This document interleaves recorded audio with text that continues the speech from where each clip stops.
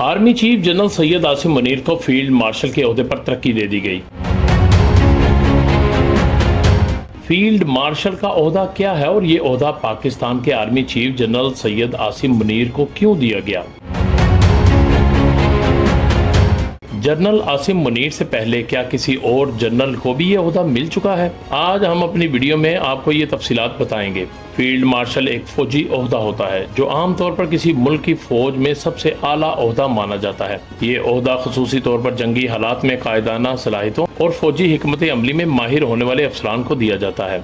Field marshal अमूमन फौज के आला तरीन कमांडर के तौर पर काम करता है और इसके पास फौज की तमाम शाखों का कंट्रोल होता है। ये ओहदा बाज ममालिक में बहुत नादिर तौर पर दिया जाता है और अक्सर सिर्फ जंगी हालात या इंतहाई अहम फौजी खिदमात के लिए मखसूस होता है। पाकिस्तान और भारत जैसे ममालिक में भी ये ओहदा मौजूद है मगर बहुत कम इस्तेमाल होता है। फील्ड मार्शल का ओहदा अमूमन किसी बड़ी जंग या फौजी कामयाबी के बाद किसी आला फौजी अफसर को दिया जाता है और ये अफसर जंग के तमाम अमूर की निगरानी और हिकमत अमली के मंसूबे तैयार करता है। पाकिस्तान में जनरल अयूब के बाद जनरल आसिम मुनीर दूसरे फील्ड मार्शल बन गए। मौजूदा army chief general Syed Asim Munir 10 साल तक मुसलसल बतौर आर्मी चीफ फील्ड मार्शल रह सकते हैं। हुकूमत पाकिस्तान की जानिब से ऑपरेशन बुनियानुल मरसूस की आला हिकमत अमली और दलेराना क़यादत की बुनियाद पर मुल्क की सलामती को यकीनी बनाने और दुश्मन को शिकस्त फाश देने पर जनरल सैयद आसिम मुनीर को फील्ड मार्शल के ओहदे पर तरक्की देने की मंजूरी दे दी गई। Field marshal general Asim Munir का कहना है कि ये ओहदा कौम की इमानत है और इसको निभाने के लिए 7 आसिम भी कुर्बान। उन्होंने अपनी तरक्की और ओहदे को शोहदा, गाजियों और जवानों के नाम कर दिया।